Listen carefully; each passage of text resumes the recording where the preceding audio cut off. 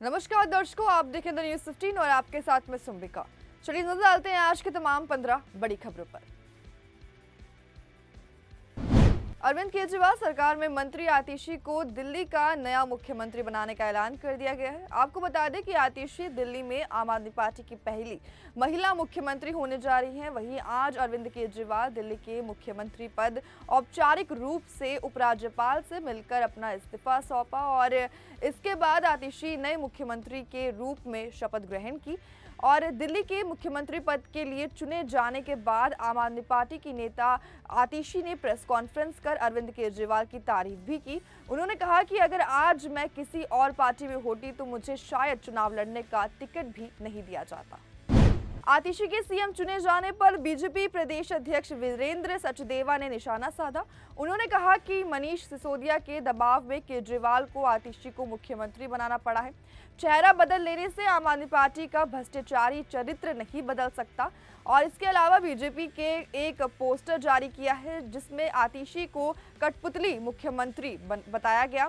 वहीं बीजेपी सांसद मनोज तिवारी ने आतिशी को बधाई देते हुए कहा कि अब उनके पास 3 महीने का समय है। अरविंद केजरीवाल ने दिल्ली को जितना रुलाया है, अब देखते हैं कि वह कैसे जनता को खुश कर पाती हैं। मनोज तिवारी ने आगे कहा कि दिल्ली की सड़कों पर गड्ढे हैं, सड़कें टूटी हैं, बिजली पानी के बिल बेतहाशा बढ़े हुए हैं।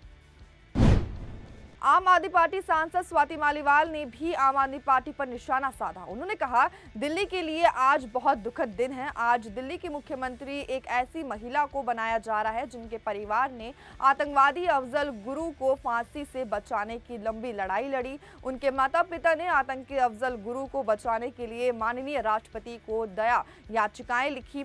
वैसे तो आतिशी मालेना सिर्फ डमी सीएम है, फिर भी ये मुद्दा देश की सुरक्षा से जुड़ा हुआ है। भगवान दिल्ली की रक्षा करे। आम आदमी पार्टी ने अपनी राज्यसभा सदस्य स्वाति मालीवाल से इस्तीफा मांगा है। पार्टी के वरिष्ठ नेता दिलीप पांडे ने कहा कि स्वाति मालीवाल बीजेपी की स्क्रिप्ट पढ़ती हैं। शर्म नैतिकता है तो स्वाति मालीवाल जल्द से जल्द इस्तीफा दे। देश भर में बुलडोजर कार्रवाई पर सुप्रीम कोर्ट ने रोक लगा दी है। सुप्रीम कोर्ट में अब इस मामले की अगली सुनवाई 1 अक्टूबर को होगी। सुप्रीम कोर्ट की ओर से कहा गया कि अगली सुनवाई तक हमारी अनुमति लेकर ही एक्शन ले। सुप्रीम कोर्ट के निर्देश के अनुसार अब 1 अक्टूबर तक बुलडोजर एक्शन पर रोक लगा दी गई है। हालांकि कोर्ट ने साफ किया है कि सड़क, फुटपाथ या रेलवे लाइन को रोक कर किए गए अवैध निर्माण पर यह निर्देश लागू होगा। सुप्रीम कोर्ट ने कहा कि वह सभी पक्षों को सुनकर बुलडोजर कार्रवाई को लेकर देश भर में लागू होने वाले निर्देश बनाएगा। प्रधानमंत्री नरेंद्र मोदी के जन्मदिन पर उन्हें देश भर से काफी बधाइयां मिली। वहीं पीएम मोदी के जन्मदिन के अवसर पर भारतीय जनता पार्टी सेवा पखवाड़ा शुरू किया। सेवा पखवाड़ा के तहत नगर, गांव, गली, मोहल्लों, चौपालों समेत सार्वजनिक स्थानों पर सेवा कार्य किया गया। और राष्ट्रपति द्रौपदी मुर्मू, केंद्रीय गृह मंत्री अमित शाह, बिहार के मुख्यमंत्री नीतीश कुमार समेत योगी आदित्यनाथ के साथ कई नेताओं ने उन्हें बधाई दी। और प्रधानमंत्री मोदी के 74th बर्थडे पर उपलब्ध राजस्थान की प्रसिद्ध अजमेर शरीफ दरगाह पर 4000 किलो शाकाहारी भोजन परोसा गया। गुजरात के सूरत में कई व्यापारियों ने 17 सितंबर को अपने उत्पादों पर 10 से 100% तक की छूट की घोषणा भी की है। प्रधानमंत्री नरेंद्र मोदी ने मंगलवार को उड़ीसा सरकार की महिला केंद्रित योजना यानी कि सुभद्रा की शुरुआत की। इसके अलावा उन्होंने राज्य में 4800 करोड़ रुपए से अधिक की लागत वाली रेलवे और राष्ट्रीय राजमार्ग परियोजनाओं का अनावरण किया।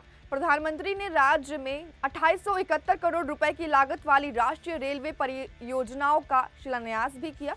उन्होंने यहां जनता मैदान में एक कार्यक्रम में 1000 करोड़ रुपए की लागत वाली राष्ट्रीय राजमार्ग परियोजना का भी अनावरण किया।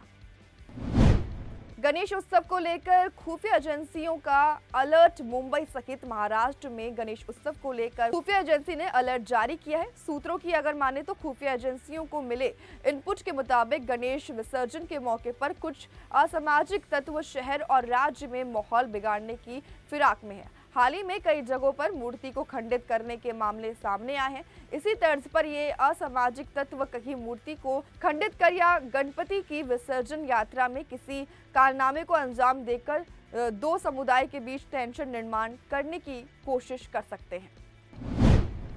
पूर्णिया से निर्दलीय सांसद पप्पू यादव के पिता का मंगलवार सुबह निधन हो गया। पप्पू यादव के पिता चंद्र नारायण यादव की तबीयत अचानक बिगड़ गई, जिसके बाद उन्हें पटना एम्स में भर्ती कराया गया। पप्पू यादव ने अपने पिता के निधन पर दुख जताया है और गौर हो कि उनके पिता चंद्र नारायण, जिनकी उम्र 83 साल थी, वो कुछ समय से बीमार चल रहे थे।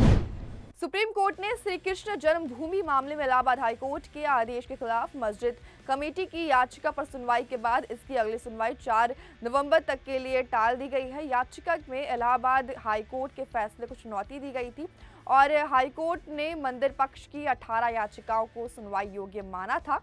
सुप्रीम कोर्ट ने मस्जिद कमेटी की याचिका पर नोटिस जारी किया था। कोलकाता केस को लेकर सुप्रीम कोर्ट ने आज यानी कि 17 सितंबर को सुबह 10:30 पर संज्ञान वाली याचिका पर सुनवाई की। कोलकाता के आरजीकर मेडिकल कॉलेज में 9 अगस्त को 31 साल की जूनियर डॉक्टर के साथ रेप हुआ और फिर मर्डर भी कर दिया गया, जिसके बाद पूरे कोलकाता में जूनियर डॉक्टर्स पीड़िता को न्याय दिलाने के लिए प्रदर्शन कर रहे थे।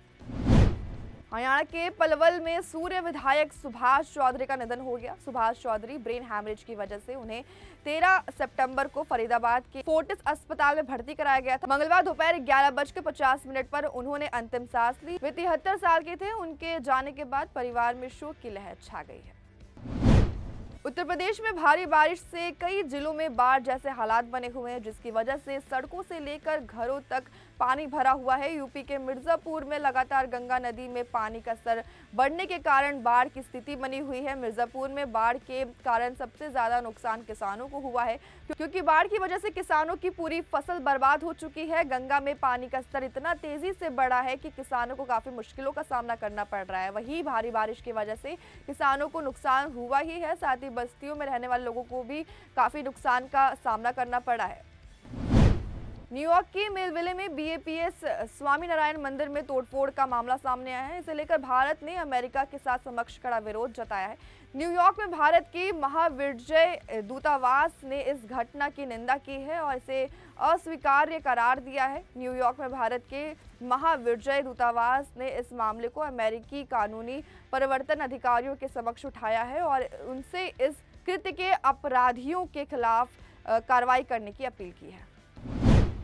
रियलिटी शो बिग बॉस अपने 18वें सीजन के साथ एक बार फिर छोटे पर्दे पर धूम मचाने के लिए पूरी तरह से तैयार है। सोमवार रात को कलर्स टीवी द्वारा शेयर किए गए टीजर ने एक थीम से पर्दा उठाया है। इस बार भी खूब सारा ड्रामा और रोमांच देखने को मिलेगा। रियलिटी शो का प्रीमियर अक्टूबर में होने वाला है और टीजर ने बिग बॉस 18 के लिए होस्ट के रूप में सलमान खान की वापसी की पुष्टि भी की है। इसके साथ ही बताया है कि इस बार टाइम का तांडव थीम होने वाला है। कॉमनवेल्थ गेम्स 2026 को लेकर बड़ी खबर सामने आ रही है। दरअसल कॉमनवेल्थ गेम्स फेडरेशन की सीईओ केटी सैडलेयर इन दिनों भारत में हैं। सैडलेयर का कहना है कि रेसलिंग फेडरेशन ऑफ इंडिया यानी कि WFI के अध्यक्ष संजय सिंह से मीटिंग हुई है और इस मीटिंग में 2026 कॉमनवेल्थ गेम्स में रेसलिंग को फिर से शामिल करने को लेकर चर्चा की गई। रेसलिंग को 2026 कॉमनवेल्थ से बाहर कर दिया गया था। इस फैसले से दुनिया भर के पहलवानों को बड़ा झटका लगा है। तो ये थी आज की तमाम हमारी 15 बड़ी खबरें। देखते रहिए द न्यूज़ 15। वीडियो को लाइक, चैनल को सब्सक्राइब करना बिल्कुल ना भूलें।